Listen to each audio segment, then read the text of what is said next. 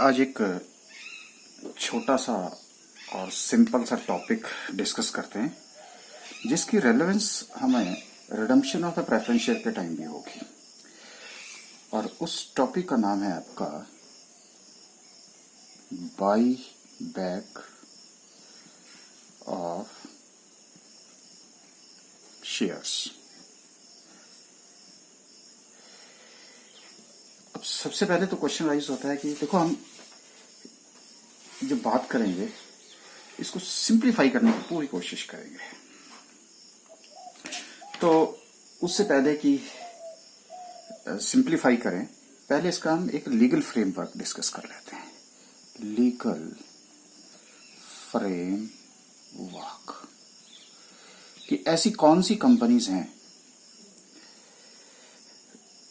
जो अपने शेयर्स को, जो आपने पहले शेयर्स बेचे थे, उनको वापस ले सकती है। बस इसी कंसेप्ट को हम यहां पे डिस्कस करेंगे। किसी भी शेयर को बिल्कुल आप, क्योंकि हम इक्विटी शेयर से कंटिन्यू कर रहे हैं तो यहां हमें इक्विटी शेयर्स की तरफ ही मूव करना पड़ेगा। वैसे तो कोई भी शेयर्स प्रेफरेंस हो, लेकिन वो रिडम्पशन में एप्लीकेबल हो जाएगा। देखिए, लीगल फ्रेमवर्क में हमने different types of the companies के बारे में हमें नॉलेज है। तो एक है हमारे पास जैसे प्राइवेट लिमिटेड कंपनी, आपको पता है फैमिली कंपनीज होती हैं ये, या अनलिस्टेड पब्लिक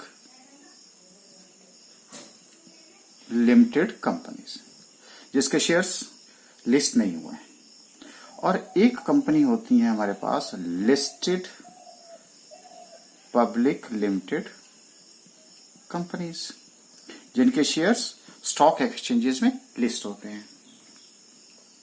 तो ये दो, इसमें मैंने दो पार्ट में क्यों डिवाइड किया, क्योंकि लीगल फ्रेमवर्क क्या बोल रहा है, इसके साथ जो डील करता है वो है section 68, 69 and 70 of the companies act 2013। और लिस्टेड कंपनी के साथ भी section 68, 69 and 70 of the companies act 2013। अच्छा, उसके बाद यहां पे rule 17 of the companies rules, आपको पता रूल्स पास किए हैं 2014 के अंदर।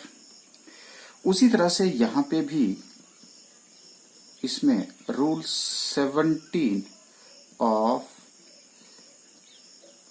द कंपनीज, लिख देता हूं पूरा ही, share capital and debentures rules 2014। लेकिन बस एक डिफरेंस है, यहां पे सेबी इंटरफेयर करेगी, सेबी रेगुलेशन, लेकिन यहां पे सेबी रेगुलेट नहीं करती। क्यों नहीं करेगी? क्योंकि भाई ये अनलिस्टेड, इसके शेयर्स तो स्टॉक एक्सचेंज में लिस्ट हुए ही नहीं है। तो अल्टीमेटली इन दोनों का अगर मैं कंपैरिजन करूं तो क्या हो गया, ये दोनों कॉमन है, ये भी कॉमन है, ये भी कॉमन है। सिर्फ जो सेबी का रेगुलेशन है वो किसके लिए चलेगा, लिस्टेड पब्लिक लिमिटेड कंपनीज के लिए चलेगा, पब्लिक लिमिटेड कंपनीज के लिए। ये इसमें से निकल के आ गया, इस डायग्राम से हमें ये निकल गया। बाकी जो है वो कॉमन है, common except SEBI regulations, SEBI regulations. Okay, इसका रेफरेंस आएगा। ये तो मैंने आपसे ये डिस्कस किया कि है क्या, इसका लीगल फ्रेमवर्क क्या है for the buyback of the shares. अच्छा, अब हम इसको बिल्कुल सिंपल लैंग्वेज में डिस्कस करेंगे। सबसे पहले ये जो बाईबैक का प्रोसेस है, ये मोस्टली मैं आपको अगर बताऊं कौन सी कंपनीज करती हैं, ये कैश रिच कंपनीज, जिनके पास बहुत सारा कैश है। अब वो कैश बहुत ज्यादा है, किसी और प्रोजेक्ट में वो पैसा नहीं लगा सकते क्योंकि उनको वहां रिस्क लगता है कि पता नहीं प्रोडक्ट चलेगी कि नहीं चलेगी। तो इससे बेटर है कि जो ऑलरेडी एग्जिस्टिंग कंपनी है उसी में अपनी शेयर होल्डिंग को इंक्रीज कर दिया जाए। तो जो इसके पास सरप्लस कैश पड़ा है, उस कैश से वो अपने ही शेयर्स को दोबारा से खरीदने की पूरी कोशिश करता है, rather than for the development of the new product, because it can be very risky. So, like that, how the buyback will work? जैसे मैंने कहा कि हमारा मेन होता है कि इसका कंसेप्ट जो है आपके दिमाग में चला जाए। तो ऐसा करते हैं, सिंपल लैंग्वेज में by back of the share का मतलब क्या होता है कि जो शेयर आपने बेचा था उसी शेयर को आप वापस लेना चाहते हैं, और उसे वापस लेने के लिए क्या कंसेप्ट है वो सारी बातें डिस्कस करेंगे। फिर हम इसको फॉर्मल वे में आपको कंसेप्ट के बाद देखना आपको कि थ्योरी आपको ऐसा लगेगा कि अच्छा ये तो बहुत ही सिंपल है। तो चलिए ऐसा करते हैं, एक कंसेप्ट बिल्डिंग क्वेश्चन की हेल्प से इसको थ्योरी भी और उसका जो प्रैक्टिकल पार्ट है उसको भी डिस्कस करने की कोशिश करते हैं कंसेप्ट बिल्डिंग क्वेश्चंस में। देखिए, आपको पता है कि अभी भी हम जो बैलेंस शीट है वो बैलेंस शीट में आपसे टी फॉर्म में डिस्कस करूंगा, क्योंकि अभी तक आपको बैलेंस शीट का जो वर्टिकल फॉर्मेट है उसके बारे में ज्यादा नॉलेज नहीं है। और मेरा यहाँ पे जो मेन ऑब्जेक्टिव है वो आपको बैलेंस शीट नहीं समझाना है, मेरा ऑब्जेक्टिव है आपको बाई बैक ऑफ शेयर का कंसेप्ट समझना। तो इसके लिए मुझे टी फॉर्म की हेल्प लेनी पड़ेगी। सपोज करता हूं कि ये मेरे पास एक किसी कंपनी की बैलेंस शीट है, इमेजिनरी फिगर्स हैं, ठीक है जी। ये टी फॉर्म में मैंने बैलेंस शीट बना दी, ये टी फॉर्म में बैलेंस शीट बना दी। मान लेते हैं कि उस कंपनी के पास इस टाइम 14 लाख रुपीस पड़ा हुआ है, और इसके अलावा बहुत सारी एसेट्स हैं, मैं नाम नहीं ले रहा हूं, लैंड है, बिल्डिंग है, प्लांट है, मशीनरी है, फर्नीचर है, फिक्सचर है, वट एवर इट इज, उसको मैं 46 लाख कर रहा हूं, और जो टोटल है आपके पास वो 60 लाख रुपीस की एसेट्स। अब ये पैसा रेज कैसे किया?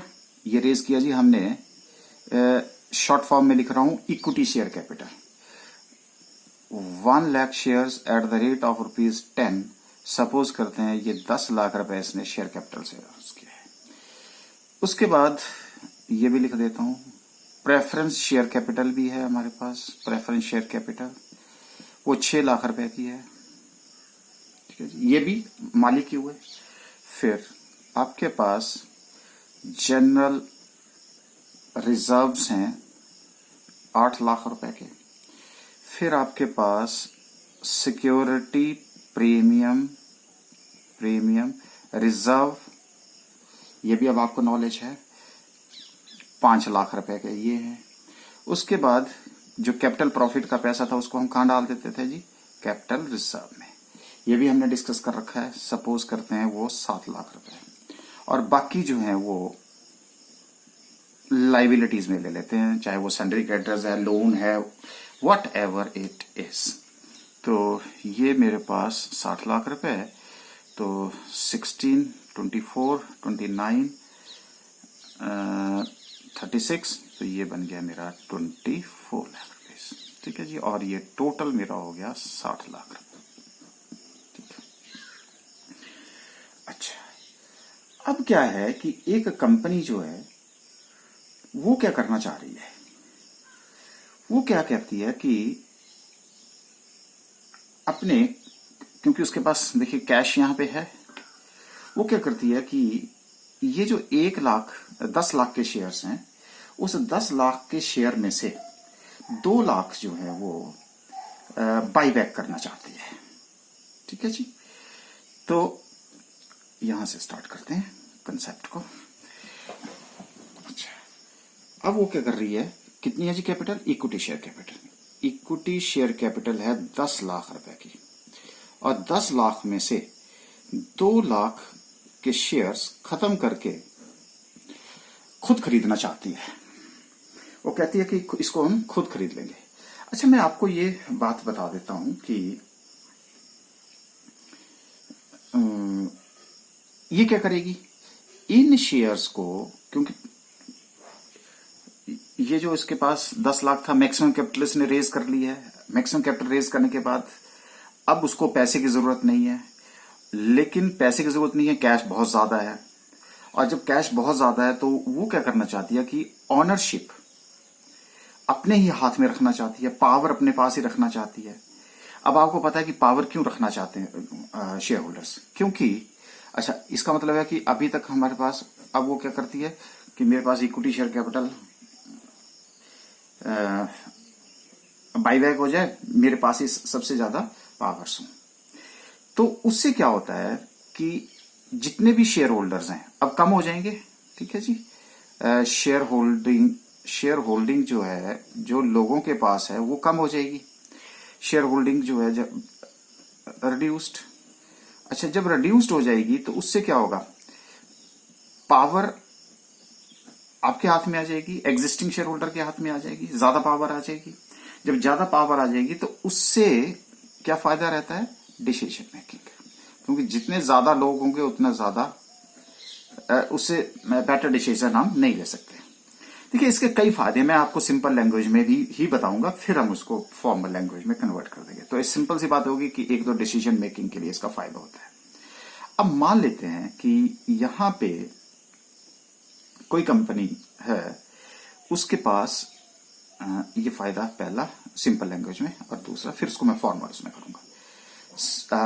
जैसे हम क्या कैलकुलेट करते हैं, अर्निंग पर शेयर। क्या, मान लीजिए कि 40 लाख रुपए का प्रॉफिट हुआ और अब आपके पास 1 लाख शेयर होल्डर्स हैं, तो क्या हो गया जी, 40 रुपए अर्निंग पर शेयर हो गया। अगर सपोज कीजिए कि इन 1 लाख शेयर में से 20,000 शेयर जो हैं वो बाई बैक कर लिए जाएं, तो क्या होगा, होगा क्या जी, 40 लाख रुपए प्रॉफिट तो सेम आ रहा है, लेकिन अब यहां पे जो मेरे शेयर होल्डर्स हैं वो रह गए 80,000। अगर 80,000 रह गए तो अब मेरा ईपीएस क्या हो गया, बढ़ गया। तो इससे क्या होगा कि आपका ईपीएस भी बढ़ जाता है। अच्छा, तीसरी बात मैं आपको एक और बात बता देता हूं कि जब आप बाईबैक का इश्यू लेकर के आते हैं मार्केट में, तो आपका जो बाईबैक का शेयर का प्राइस होता है ना, वो मार्केट प्राइस से ज्यादा होगा, मार्केट प्राइस से ज्यादा। Why it will be higher than the market price.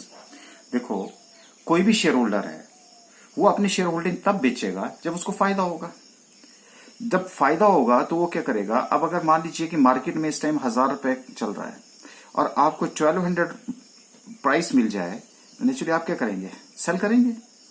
तो 200 रुपए पर शेयर का फायदा हो रहा है, और जो कंपनी है उसको अपने शेयर्स वापस मिल रहे हैं, क्योंकि वापस तभी मिलेंगे जब वो सेल करेंगे।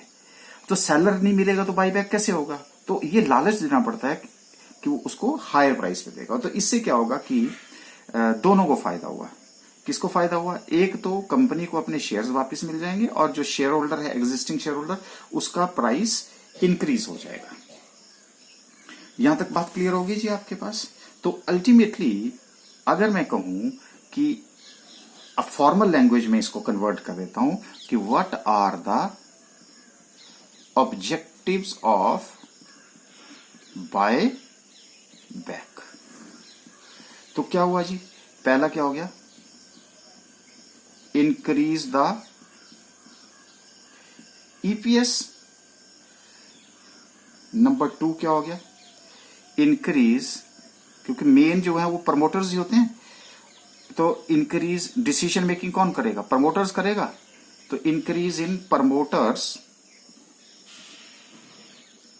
Holding in a company. तीसरा, increase in market price of the share.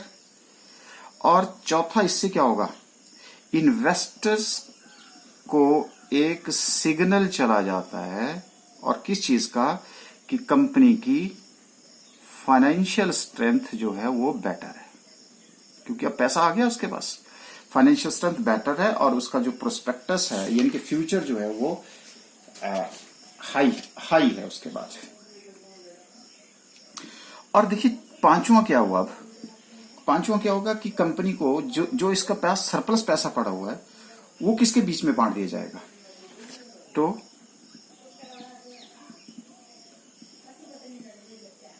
Distributes is surplus cash among investors।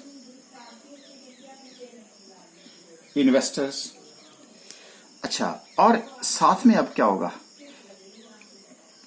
Capital structure change हो जाएगा, चेंज इन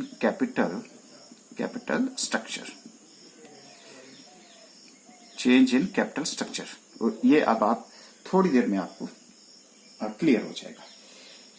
तो ये थे हमारे पास कि इसका जो हमने सिंप्लीफाई किया था उसी को हमने किस में कन्वर्ट कर दिया, एक फॉर्मल लैंग्वेज जिसको हम ऑब्जेक्टिव बोल लीजिए, इसके फायदे बोल लीजिएगा, बेनिफिट्स ऑफ द बाईबैक जो है वो ये होते हैं। लेकिन हुआ क्या, अब ये बाईबैक की जो दिक्कत आ गई वो क्या दिक्कत आ गई, अब देखिए यहां पे इक्विटी शेयर कैपिटल कितने की है, 10 लाख, प्रेफरेंस शेयर कैपिटल कितनी है, 6 लाख। तो एक तरह से टोटल ऑनरशिप किसकी है, कितनी की है, 16 लाख रुपीस की है आपके पास ऑनरशिप है। अच्छा, ये लाइबिलिटीज है आपके पास 24 लाख रुपए की।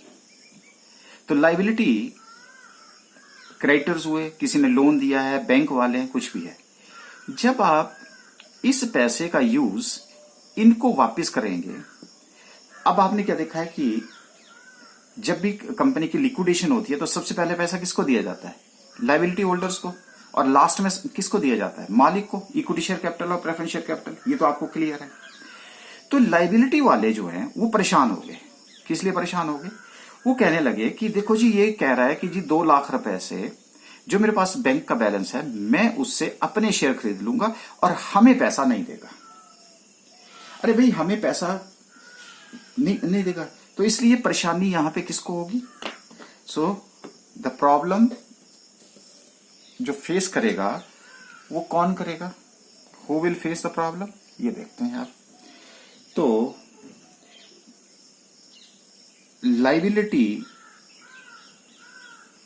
Liability holders is having a objection बोल लीजिए, परेशानी बोल लीजिए कि जी आप ये नहीं कर सकते, पहले हमें पैसा दीजिए फिर उसके बाद अब अपने शेयर्स को बाई बैक कर लीजिएगा।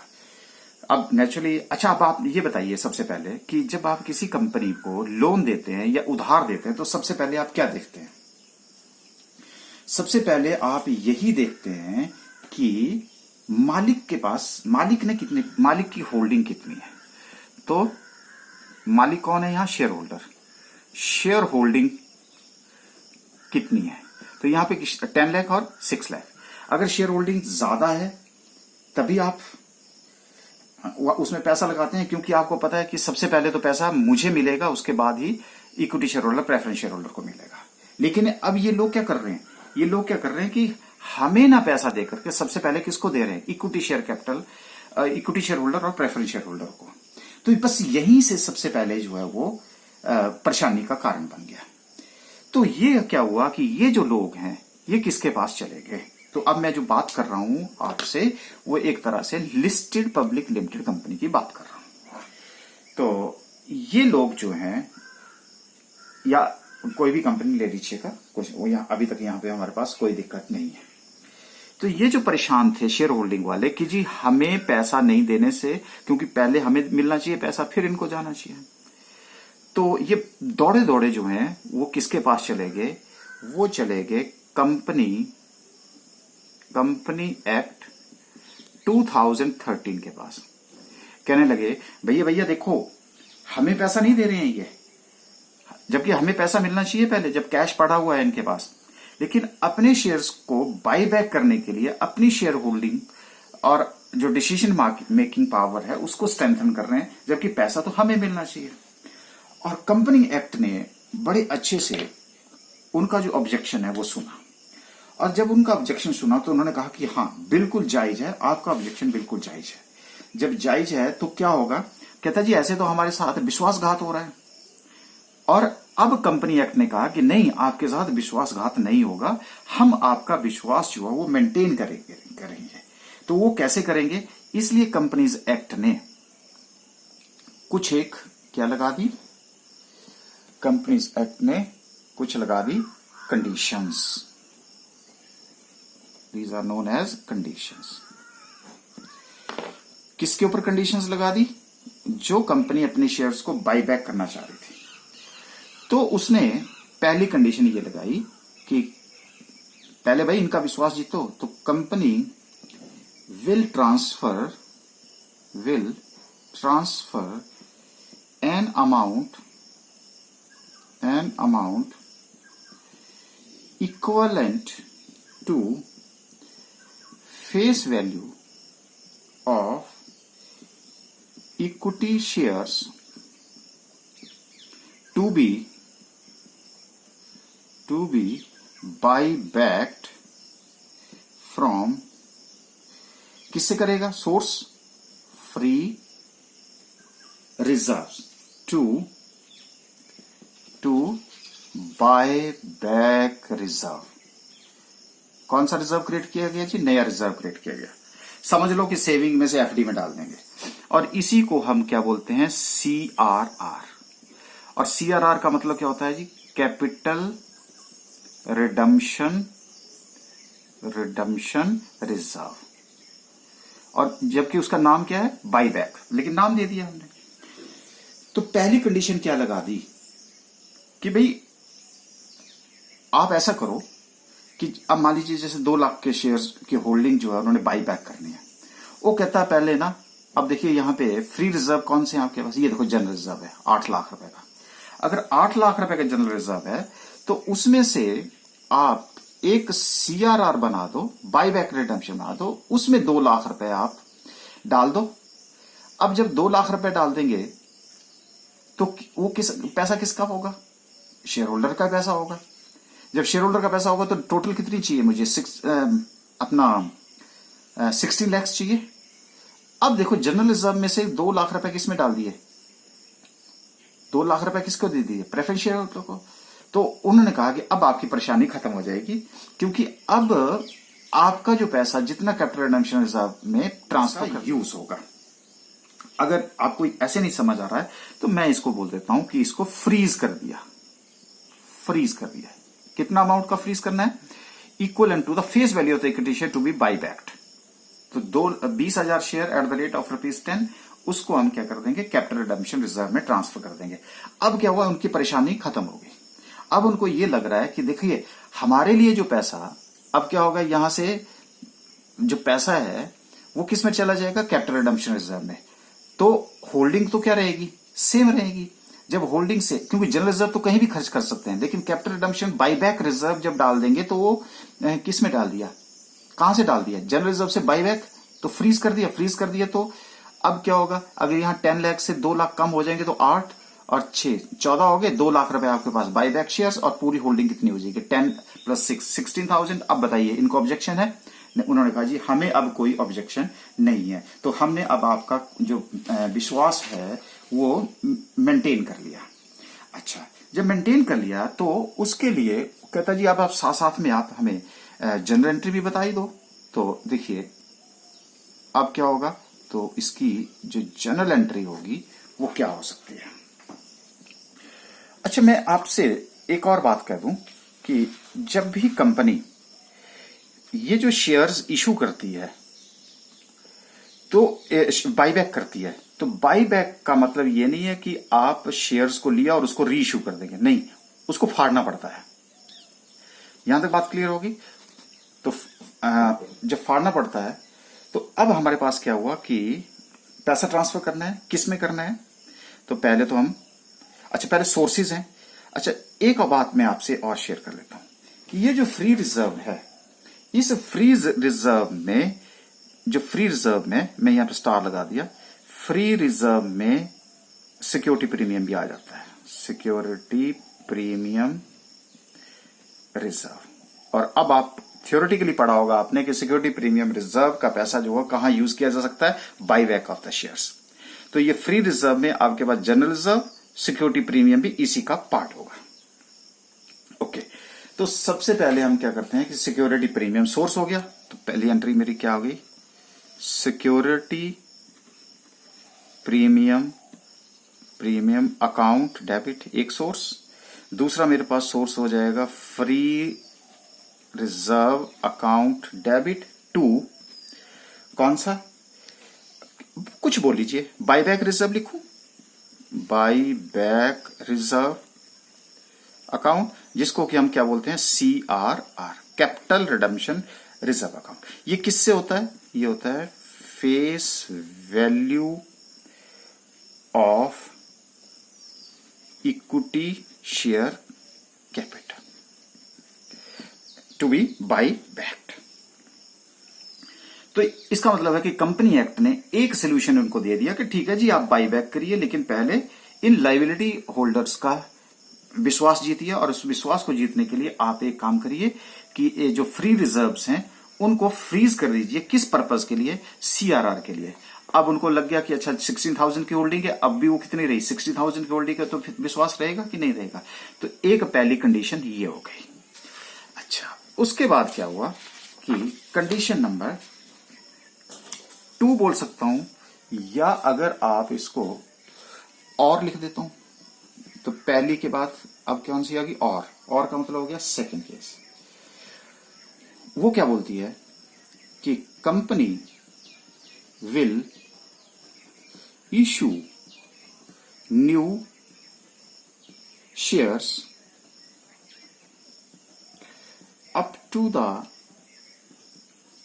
Face value of equity shares to be buy backed. ये क्या आ गया जी, अरे सिंपल सी बात है, पैसा ही तो रेस करना है। या तो वो क्या कह रहा है, कहता है अब आप एक काम करिए, या तो एक कंपनी का नया इशू ले आइए। अब नया इशू का मतलब क्या हुआ, सिंपल है, पहले मिस्टर एक्स शेयर होल्डर था, हमने इसके शेयर्स को खरीद लिया। अब हमने क्या किया, एक नया इशू लेकर के आए, और मिस्टर वाई अब मेरा शेयर होल्डर बन गया। जब शेयर होल्डर बन गया तो क्या हुआ, मेरी शेयर होल्डिंग सेम रही, तो अब दोबारा से उसका विश्वास जीत लिया, तो लाइबिलिटीज, हमारी लाइबिलिटी होल्डर का फिर से विश्वास हो गया कि नहीं है। अच्छा, एक सबसे बड़ी बात मैं आपसे डिस्कस कर रहा हूं कि सेबी के द्वारा, अब यहां पे कौन आ गया जी, सेबी आ गया। सेबी ने क्या कहा, सेबी ने यह कहा कि जो शेयर्स आप बाईबैक कर रहे हो, वैसा ही इशू आप, नया इशू नहीं ला सकते। तो क्या मतलब हुआ, अब मिस्टर एक्स जो है वो इक्विटी शेयर होल्डर है, इक्विटी शेयर होल्डर। तो अब आपने इक्विटी शेयर को बाईबैक किया, तो जो नया इशू लेके आओगे वो इक्विटी शेयर नहीं होना चाहिए, वो क्या होना चाहिए, प्रेफरेंस शेयर। नहीं तो पर्पस जो क्या हो गया, डिफीट हो गया। जब ये पर्पस डिफीट हो गया, तो इसलिए यहां पे इसने ये पहले डिस्कस कर दिया कि वो वाला इशू नहीं होगा जो ऑलरेडी चल रहा है, उसके लिए आपको एक नया इशू लाना पड़ेगा। तो यहां पे भी हमारे पास एक नोट आ जाता है। तो नोट में क्या होगा जी कि हम क्या लिखेंगे, as per SEBI guidelines, if company issue new shares, company issued buyback through issue, it cannot issue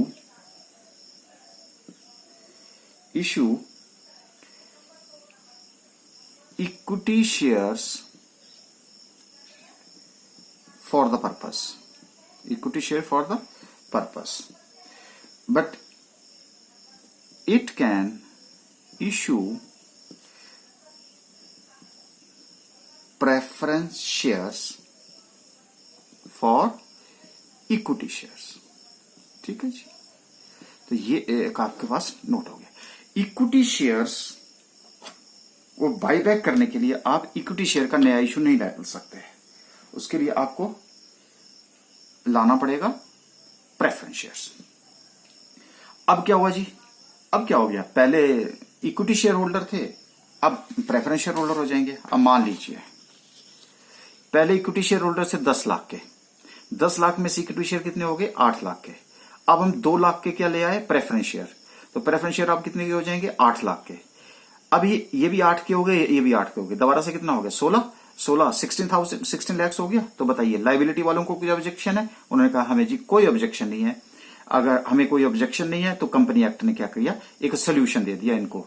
तो क्या क्या सोल्यूशन दिया कि या तो आप फ्री रिजर्व में उतना पैसा डाल दीजिए या एक नया इशू लेके आ जाइएगा। हाँ, अब इसके अलावा कंपनी ने एक और ऑप्शन दिया उसको, तो और कर देता हूं ऑप्शन नंबर 3। क्या कहता, partly from one source and partly from other source means second source means issue of the shares। तो क्या हो सकता है कि अब मान लीजिए कि 2 लाख रुपए चाहिए था बाईबैक के लिए, बाईबैक ऑफ शेयर्स 2 लाख के करने, लेकिन हमारे पास जो फ्री रिजर्व्स हैं वो 1.5 लाख रुपए के हैं।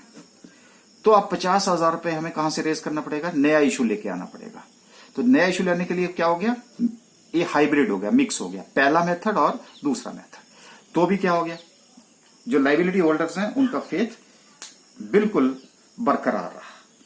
अच्छा, अब ये जब बरकरार रहा तो उन्होंने कहा कि अब हमें कोई ऑब्जेक्शन नहीं है, अब आप अपने बाईबैक कर सकते हैं। ओके, तो अभी तक हमारे पास ये वाला क्वेश्चन है। इसी क्वेश्चन से कुछ एक क्वेश्चन निकालने की कोशिश करते हैं। ये मेरी बैलेंस शीट है, ये देखिए बैलेंस शीट, ये बैलेंस शीट है, और इसी के बेस के ऊपर अब हम कुछ एक जर्नल एंट्री पास करने की प्रैक्टिस करते हैं। तो पहला केस ले लेते हैं। क्या लिखते हैं कि assume in above balance sheet, जो हमें अभी पीछे दिखाई आपको, company decided to buy back 20,000 equity shares of ₹10 each by utilizing its own resources। तो own resources का मतलब क्या हुआ, पहला मेथड हो गया। own resources कौन से हैं हमारे पास, ये देखिए own resources हमारे general reserve, security premium, capital reserve, लेकिन हमारे पास सिर्फ कौन से यूज होंगे यहाँ पे, जनरल रिजर्व और सिक्योरिटी प्रीमियम। तो इसने ये पहले बात करी। ओके, तो पहले सबसे पहले जनरल एंट्री हमारे पास क्या होगी, ड्यू की एंट्री होगी।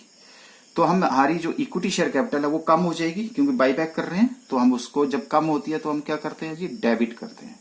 तो इक्विटी शेयर कैपिटल अकाउंट, ठीक है जी, कितने से जी, 20,000 shares at the rate of ₹10 is equal to 2 lakh rupees. किसको देंगे जी, to equity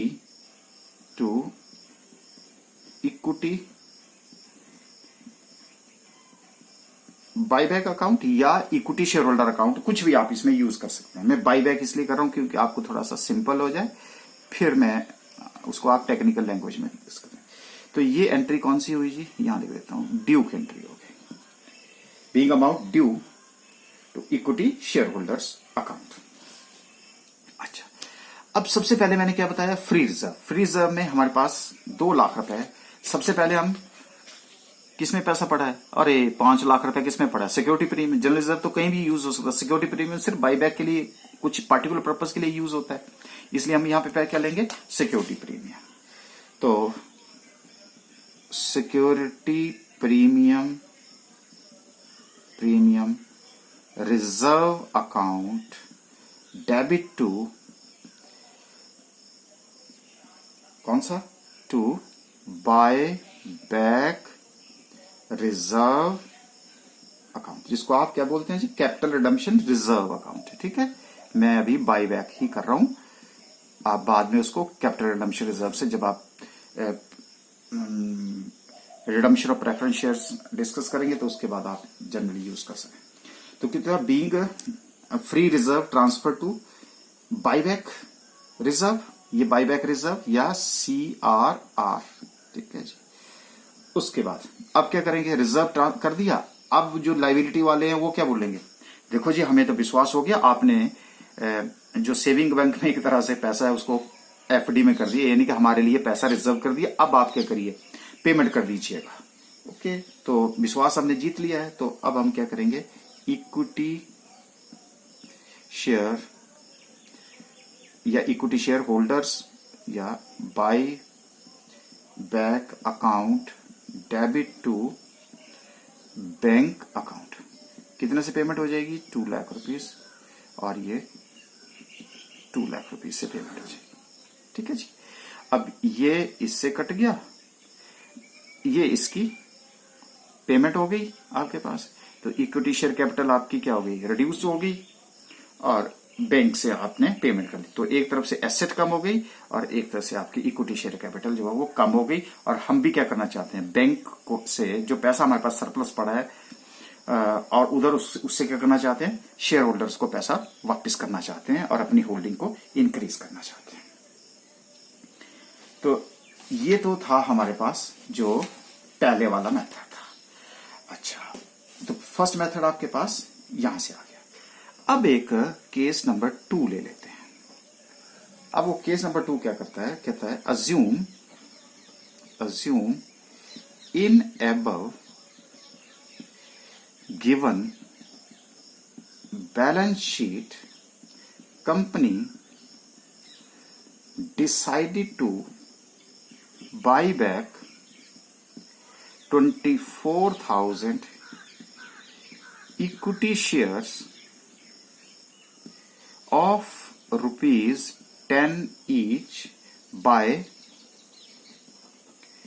issue new preference shares।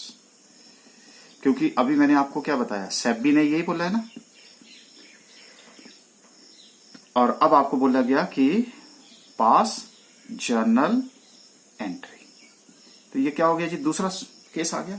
ठीक है, तो पहला केस तो क्या है जी हमारे पास, इक्विटी शेयर कैपिटल को हम कम करेंगे। ठीक है, तो इक्विटी शेयर कैपिटल क्योंकि रिडीम करेंगे तो कम हो जाएगी। Equity share capital account debit to, क्या लिखूं, बाईबैक लिखूं। ठीक है, इक्विटी बाईबैक अकाउंट लिख दूं या इक्विटी शेयर होल्डर्स अकाउंट लिख दूं या बाई बैक अकाउंट लिख दूं, जो भी लिखना है। कितना है जी, तो 24,000 इंटू 10, क्योंकि बोला है ना फेस वैल्यू के ऊपर, 2,40,000 लो जी, फर्स्ट एंट्री हमारे पास हो गई। अब वो पैसा जो है वो कहां से आएगा, तो उसने बोल दिया हमें कि नया इशू लेके आएंगे, इशू न्यू प्रेफरेंस शेयर। ठीक है जी, ले आओ, तो चाहे एप्लीकेशन से लो चाहे पूरा पैसा इकट्ठा ले लो। तो हमने क्या कर लिया, बैंक अकाउंट डेबिट टू, कौन सी कैपिटल, अब मैं मर्ज करके एंट्री पास कर रहा हूं, प्रेफरेंस शेयर कैपिटल अकाउंट। नहीं तो हमारे पास क्या होगी, bank account debit to share application account, share application account debit to share capital account. तो मैंने एप्लीकेशन टेम्परेरी अकाउंट को खत्म कर दिया, तो यहां पे आ गया 2,40,000 एंड 2,40,000। लो जी, कैपिटल आ गई। अब उन्होंने किसको दिखा दी, लाइबिलिटी वालों को, जिनसे हमने लोन लिया था, क्रेडिटर्स को दिखा दिया कि ये देखो जी, अब हमने एक नई कैपिटल रेज कर दी। जब नई कैपिटल रेज कर देंगे तो हमारी बैलेंस शीट कैसी हो जाएगी, 2,40,000 यहां से कम होगा, प्रेफरेंस शेयर में बढ़ जाएगा, लेकिन होल्डिंग कितने की रहेगी, 16 की रहेगी। जब 16 रहेगी तो उन्होंने क्या किया, कहते हैं जी अब आप ऐसा करिए, इनको पैसा, इनकी पेमेंट कर दीजिएगा। लो जी, अब पेमेंट कर देते हैं। तो पेमेंट करने के लिए इक्विटी शेयर होल्डर्स अकाउंट बोल लीजिए, बायबैक अकाउंट बोल लीजिएगा, कुछ भी कर लीजिए, टू बैंक अकाउंट। कितना हो गया जी, 2,40,000 एंड 2,40,000 रुपीज। लो जी, तो अब क्या हो गया, ये इससे कट गया। अब बताइए क्या हुआ, बैंक से कट गया, इक्विटी शेयर कैपिटल कम हो गई और प्रेफरेंस शेयर कैपिटल बढ़ गई। लो जी, अब क्या हुआ, विश्वास फिर रह गया। जब फेथ रह गया तो अल्टीमेटली उन्होंने फिर क्या किया, कंपनी एक्ट में सेबी को फॉलो किया, और सेबी को फॉलो करने के बाद दोनों का विश्वास जीत लिया। अब हमारे पास थर्ड केस, जो कई बार एग्जाम में भी आता है, कि partly from one source and partly from other source. तो इन दोनों का जो मिक्सचर होगा, दोनों का जो कॉम्बिनेशन होगा, वो उस क्वेश्चन में होगा। तो हम थर्ड केस डिस्कस करते हैं। तो थर्ड केस के लिए एक नया क्वेश्चन क्रिएट करते हैं। X limited decided to buy back 60,000 of equity shares और ₹10 ईच एट ए प्रीमियम। अब नई चीज आ गई आपके, प्रीमियम फॉर ₹25,000। क्योंकि मैंने अभी आपको बताया कि बाई बैक जब करना पड़ेगा तो हाई प्राइस के ऊपर करना पड़ेगा, तो जब हाई प्राइस के ऊपर होगा तो कंपनी को लॉस होगा। For this it issues 5,000 7.5% preference shares ₹100 each at par. लो जी, and the company has 80,000 in general reserve, 1 lakh in profit and loss account credit, 1,20,000 capital reserve, and rupees 1 lakh in security premium. It decided to utilize profit and reserves also, so give the journal entries, because this is the mixture of both the methods. हाँ, लेकिन मैं सबसे पहले आपको ये बता दूं कि ये जो 25% का जो प्रीमियम का अमाउंट है, ये एक तरह से कंपनी को लॉस होता है। जब कंपनी को लॉस होता है तो जब हम प्रेफरेंस शेयर पढ़ेंगे तो उसको हम बोलते हैं premium on redemption of the preference shares. लेकिन यहां पे हम कुछ अलग सी बात करते हैं। ओके, तो सबसे पहले हम क्या करते हैं कि ड्यूक एंट्री पास कर लेते हैं। तो first entry is equity share capital account debit, और दूसरा क्या था जी, प्रीमियम लॉस हो गया था जी, तो डेबिट करते हैं on buyback account debit to equity share holders account. अब इसको हम फेस वैल्यू पे लेंगे, तो कितने शेयर्स हैं, 60,000 शेयर्स हैं, 60,000 shares at the rate of ₹10। लो जी, फेस वैल्यू हमने आपको बताया था। प्रीमियम आपके पास कितना हो गया जी, 25%। 25% का मतलब हो गया 1/4, 1,50,000 रुपीज। तो कितना पैसा हमें देना पड़ेगा, 7,50,000 रुपीज की एंट्री हमारी ड्यू हो गई। अच्छा, अब हमने क्या किया, पहले प्रेफरेंस शेयर इशू किया है, नया प्रेफरेंस शेयर है।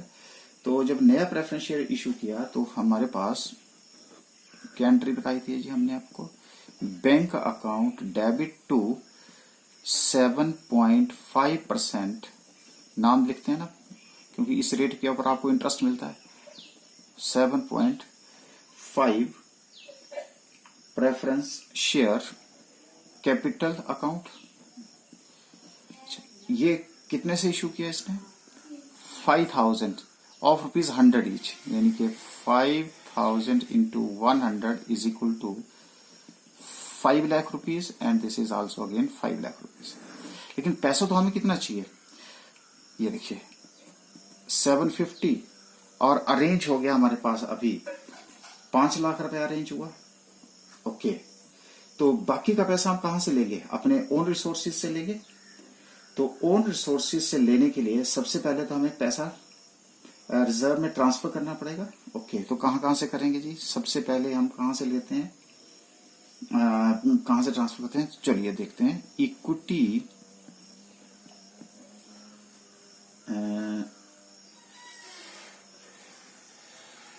नहीं, पैसा ट्रांसफर कर लेते हैं पहले। Security premium account debit, general reserve account debit to buyback, या जिसको आप क्या बोलते हैं, capital redemption reserve account to capital redemption reserve account. Security premium आपके पास कितना पैसा पड़ा है? 1 लाख रुपए पड़ा है। बाकी पैसा कहां से लेंगे? जनरल रिजर्व से। और ये रह गया हमारे पास 1,50,000 रुपीज। 1,50,000 ये पैसा हमारा सिक्योरिटी प्रीमियम। नहीं, पहले एक काम करते हैं, इस एंट्री को बाद में करते हैं। थर्ड वन इज, अब कितना पैसा जो हम इक्विटी शेयर होल्डर को देंगे? तो सबसे पहले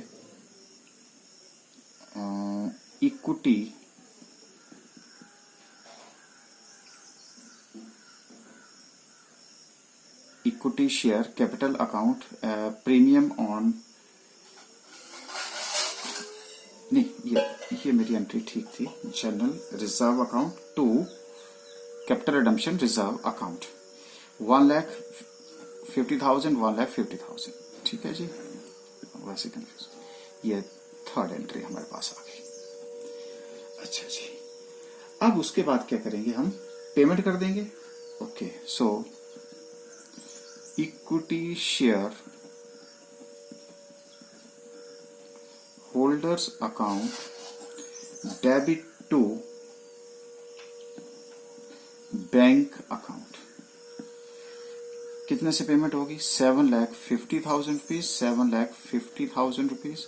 लेकिन अभी तक हमारे पास जो पैसा रेज हुआ है वो कितना हुआ जी? 5 लाख रुपए यहां से हुआ, 1 लाख रुपए यहां से हो गया, और ये हो गया 50,000 रुपए का।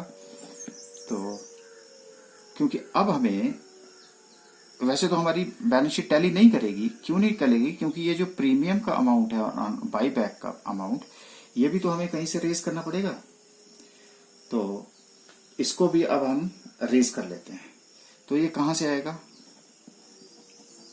कितना पैसा पड़ा है? क्योंकि सिक्योरिटी प्रीमियम का पैसा हमने ले रखा है, तो जनरल रिजर्व में कितना पैसा पड़ा है? अब जनरल रिजर्व में 80,000 था, 50,000 मैंने यहां यूज कर लिया। अब मेरे पास कितना रह गया? 30,000 रुपीज। और अब बाकी का पैसा जो है मेरे को कहां से आएगा? Free reserve, profit and loss account debit. तो प्रॉफिट एंड लॉस अकाउंट में मेरे पास पड़ा है, क्रेडिट बैलेंस है 1 लाख रुपए का। तो 1 लाख रुपए से मुझे अब कितने की जरूरत पड़ेगी? 70,000 रुपीज की, to capital redemption reserve account. कितना हो गया जी? 1 लाख रुपीज। लो जी, अब ये एंट्री इसके बाद होनी चाहिए। जब उनका विश्वास जीत गया, उसके बाद हमने क्या कर दिया? उसकी पेमेंट कर दी गई। लेकिन ये एंट्री हमने इसलिए कर रहे हैं क्योंकि जो कैपिटल रिडम्पशन रिजर्व के ऊपर जब हमारी बैलेंस शीट मैच नहीं करेगी, तो बैलेंस शीट जब मैच नहीं करेगी तो उस पैसे को मुझे कहीं ना कहीं से तो अरेंज करना पड़ेगा। इसलिए ये एंट्री जो है मैंने इसके बाद में करी है। तो अब क्या हो गया? This is the mixture of 2 methods. पहला मेथड कि जी अपने सोर्सेज से, दूसरा मेथड नया सोर्स रेज किया। और तो कई बार एग्जाम में जो क्वेश्चन होते हैं वो इसी तरह के होते हैं कि दोनों मेथड का यूज करके आपने by back of the shares करना है। तो आई होप कि अब आपका जो कंसेप्ट है वो क्लियर हो गया होगा। तो मेन इसमें क्या है कि सबसे बड़ा ऑब्जेक्शन जो है वो लाइबिलिटी वालों को है कि हमें पेमेंट आप बाद में क्यों दे रहे हैं? तो इसलिए पहले पेमेंट हमें कीजिए उसके बाद आप अपना इक्विटी शेयर होल्डर जो है अपना पैसा ले सकते हैं। लेकिन फिर कंपनी एक्ट के पास गए और कंपनी एक्ट ने उसका सोल्यूशन दिया, और सोल्यूशन के लिए हमारे पास 1, 2 एंड 3 जो आपके पास ऑप्शन थी वो ऑप्शंस आपको दी। और ऑप्शन देने के बाद जब उनका फेथ जीत लिया, तो जीतने के बाद जो है वो अल्टीमेटली उनको अलाउ कर दिया गया कि now you can go for the buyback of the shares. अच्छा, मैं आपसे एक छोटी सी ये बात ये कर देता हूं कि जब भी आपने बाईबैक ऑप्शन लेना है तो नंबर 1 वैसे बता रहा हूं आपको कि जब शेयर ओवर वैल्यूड ना हो। अब 100 का शेयर 150 है और उसी को आप बाईबैक कर रहे हैं तो फिर वो परेशानी करेगा। Company should not by back the shares after borrowing money from market at high rate of interest. जैसे मैंने अभी आपको कहा, बाई बैक कर रहे हैं, उसके लिए पैसा चाहिए, और पैसे के लिए आप क्या कर रहे हैं, इंटरेस्ट बेयरिंग सिक्योरिटीज ले रहे हैं, यानी कि डिवेंचर्स हुआ, लोन ले लिया, तो वो भी आपने बाई बैक नहीं करना है। और तीसरी मैं आपको बात बता दूं कि वैसे mostly by back of the shares कई बार हम ये भी करते हैं जब शेयर का प्राइस बहुत लो होता है। तो उसको हाई करने के लिए भी हम कई बार बाई बैक की ऑप्शंस ले लेते हैं। और ये भी आपको बता दूं कि ये इंडिया में बाई बैक की जो ऑप्शंस है वो 1999 में शुरू की गई थी। So this is just a process of the capital restructuring. अब इसी के बेस के ऊपर आप एक बैलेंस शीट बना सकते हो, और उस बैलेंस शीट में क्या होगा, या तो इक्विटी शेयर कैपिटल या प्रेफरेंस शेयर कैपिटल आपकी कम होगी, या इक्विटी कम होगी, प्रेफरेंस बढ़ जाएगी। इस तरह से आप रिडम्पशन ऑफ प्रेफरेंस शेयर बोल लीजिए, buy back of the equity shares कह लीजिए। तो आई होप कि now the concept is clear.